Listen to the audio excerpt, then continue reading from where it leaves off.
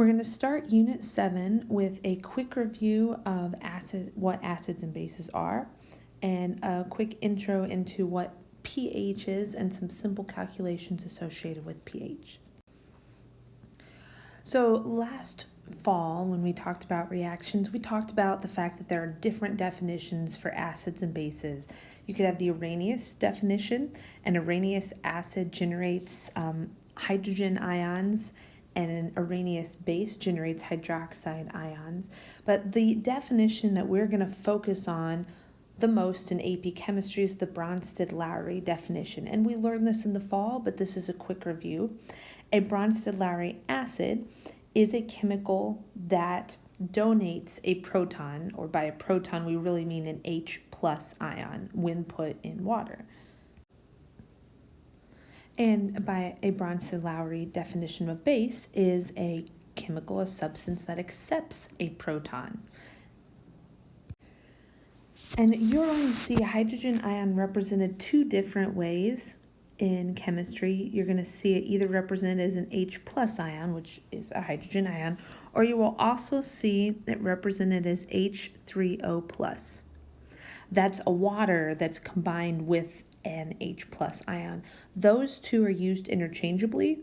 I'm going to use them interchangeably because they're both commonly in use, and I want you to get used to thinking of those as the same thing, or that they're basically replaceable. One can replace the other. We also learned last fall how to look at a reaction such as the one here and identify acid-base pairs based off these Brønsted-Lowry definitions. So if we look at this chemical reaction, first notice it's got double arrows. We now know that means this is a reversible reaction. We're going to talk a lot more about that very soon. If we look at the CN, the cyanide ion here, and we look over to the product side and see what's changed. Here's that same CN cyanide ion. It has, from beginning to end, it has gained a hydrogen. That makes cyanide a proton acceptor, and that would be our base. The base becomes a conjugate acid. Because if we were to look in reverse, if we were to compare products to reactants the other direction, if we're going from HCN to CN, in that direction it loses or donates the proton. Water, in this case, starts as H2O and ends as OH, so it is the species that from reaction or reactants to products, it is donating a hydrogen. That means it is considered the acid, and it becomes the conjugate base. So you need to be able to identify these, or also sometimes you'll see them written as acid-base pairs. So there's two acid-base pairs in this example. H2O and OH are an acid-base pair, and HCN, CN- is also an acid-base pair. Notice I wrote the acid first in both pairs and then the base of the pair that goes together. This should all be pretty easy if you're going to be successful in this chapter. If it's not, you might want to do a little bit more practice.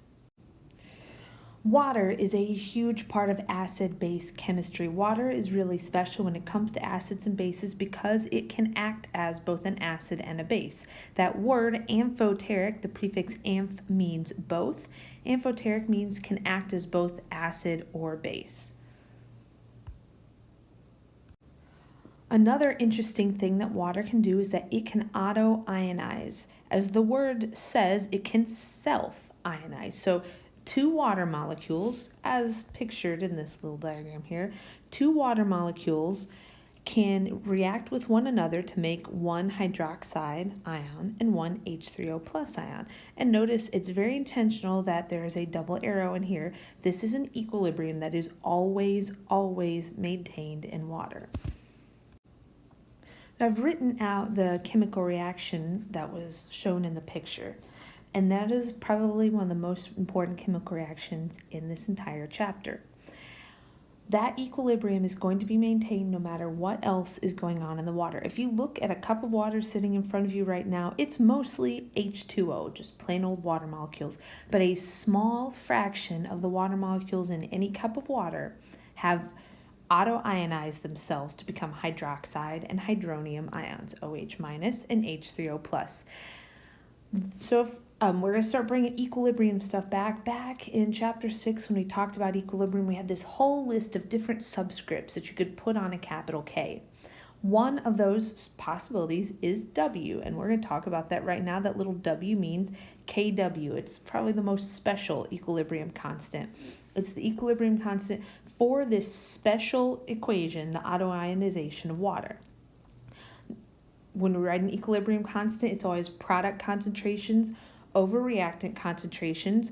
Also, we never include solids or liquids in our equilibrium expressions because they don't affect equilibrium. So you can pause and write KW yourself and then check with me. So the KW expression would be the concentration of hydroxide times the concentration of hydronium. Notice the waters aren't included because they're not aqueous.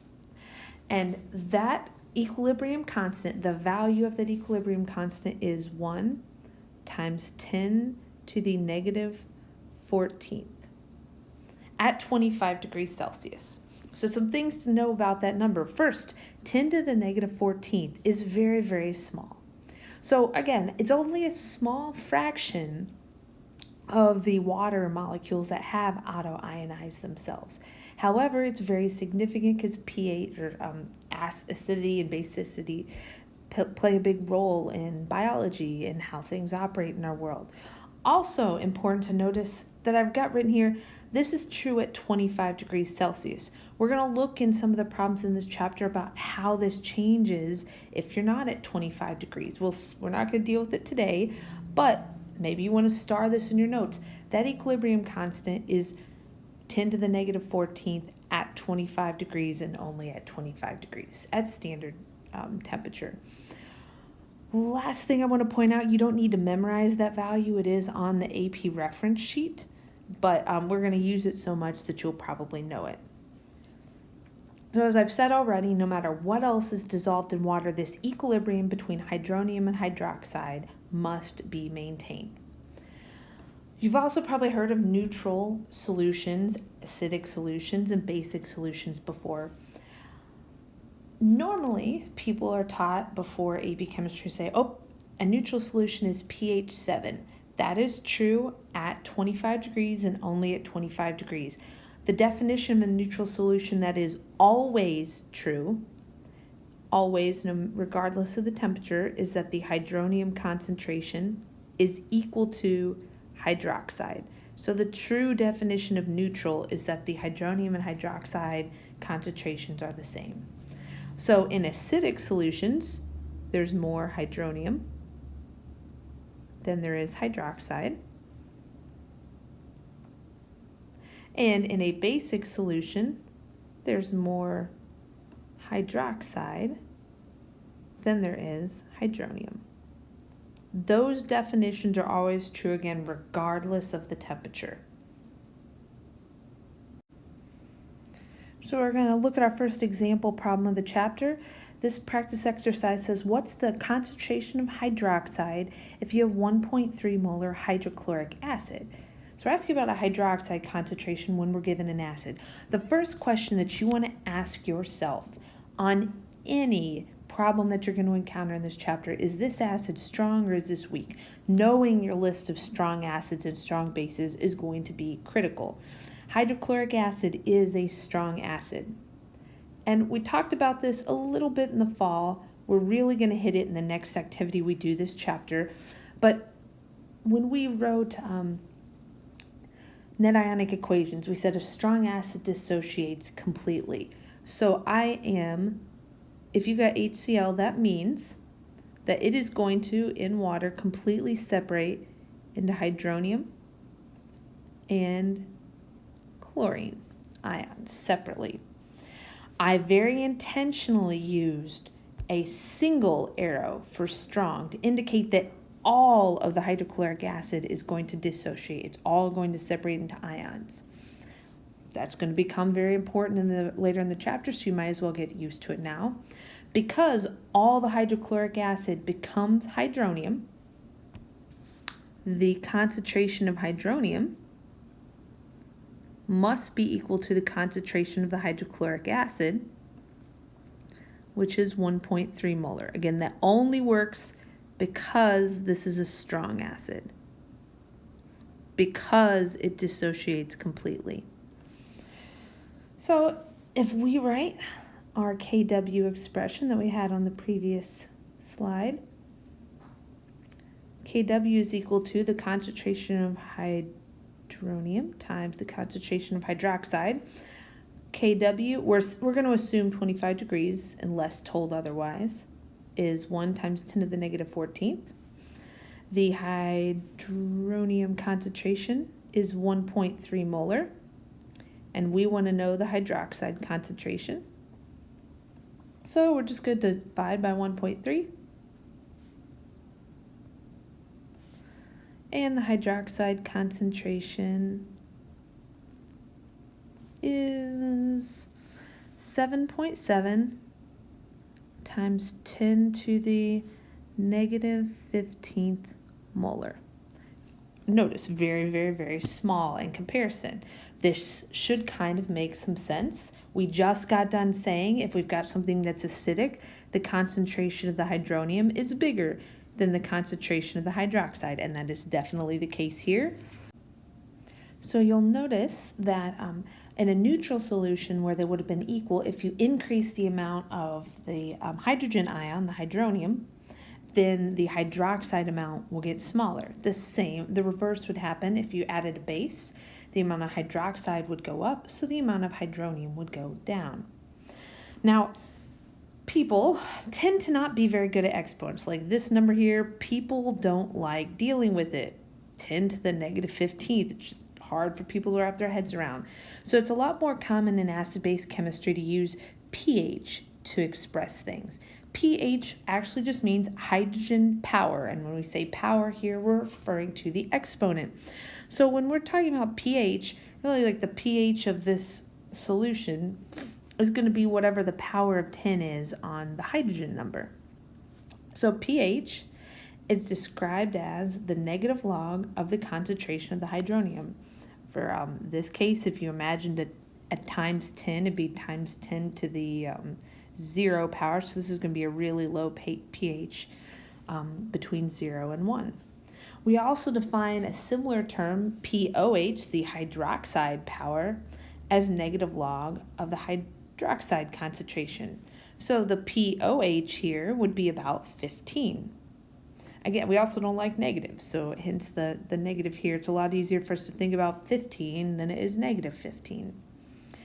So you guys should have learned about log and natural log, or log and anti-log in your math classes.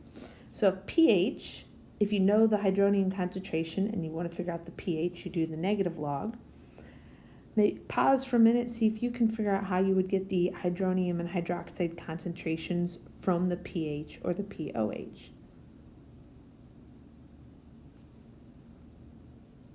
Okay, so just based off math, if you know the hydronium concentration, or you want to know the hydronium concentration and you know the pH, you would do the anti-log, 10 to the negative pH. And similarly, if you know the POH and you want to know the hydronium concentration, the hydroxide concentration, you do 10 to the negative POH. So when you're dealing with pHs and POHs, you're going to have simple whole numbers, and you're going to have, when you're dealing with the concentrations, they're always going to be units of molarity, and they're always going to be very small numbers with 10 to the negative something exponents. We've already talked about how Kw up here is hydronium plus hydroxide, and that the exponent on the Kw is negative 14th. So what do you think the pH and the POH are going to always add up to? If you said 14, you are correct. Now, I say always, but I guess I should put a caveat here. That too is, because this number here, this value is for 25 degrees, they add up to 14 when we're dealing with a temperature of 25 degrees Celsius. On this slide here, I've got what I call the magic square. It's not something you're going to get on an AP test, although I believe all the formulas are generally available to you. But I like this because it organizes things. The corners of the box are the different quantities that you can calculate. You can calculate hydronium and hydroxide, really those should have brackets, concentrations. And you can calculate the exponent of the hydronium concentration and the exponent of the hydroxide concentration. But the little arrows just tell you quick and easy ways to get from one to the other. So you might, as you're training yourself to do pH and pOH calculations, you might want to have this handy or write it down in your notes. We're going to end this lesson with a few practice questions. I would recommend that you hit pause right now and try them yourself first, then turn the video back on and listen to my explanations. All right, so the first one says, what is the pH if the hydrogen concentration is 0.76 molar? So pH is negative log of 0.76. And you can just use your calculator. Make sure you're practicing on the calculator you'll use on the test. You should get 0.12. The next one, pH if the hydronium concentration is 3.2 times 10 to the negative fourth. So the pH should be negative log of 3.2 times 10 to the negative fourth. So the pH should be 3.5. I'm going to pause for a minute and just, it's great, you'll have your calculator a lot of times on the free response section, but a skill that I think is worth cultivating that I'll encourage you to work on is being able to estimate, okay, I've got this concentration here. The exponent on the 10 is a negative 4. So I am expecting a pH in the ballpark of 4 because the pH really is just the exponent on the 10. And I did, in fact, get an answer in the ballpark of 4. For the one up above, if I put this in scientific notation to be 7.6 times 10 to the negative first. So I'm expecting something that's 1 or smaller, and I got something smaller than 1.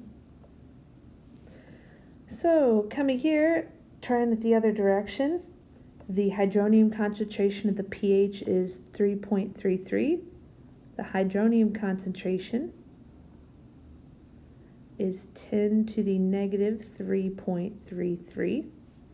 And if you put that in your calculator, you get 0.00047. But again, notice, if we were to put this into scientific notation, it'd be 4.7 times 10 to the negative fourth. Okay, the power on the 10 matches the pH. Last one, what is the pH if the hydronium concentration, the hydroxide concentration is 2.5 times 10 to the negative 7th? There's a couple of ways to do this one, many right ways. I think I'll figure out the pOH first. Negative log of 2.5 times 10 to the negative 7th. It should give me something around, 7. So my pOH is around 7, 6.6. And since pH plus pOH must be 14, then the pH would be 7.4. You could have also done the last one by using the KW, like KW equals hydronium times hydroxide concentrations, and figured out the hydronium concentration, and then use that to figure out the pH. Whichever one you think of first, that's the best one. These type of calculations need to be a piece of cake. So you're going to do some practice on your homework. If you need to do more practice, you should. This needs to be stuff that comes to you very, very, very quickly by the time you're done practicing.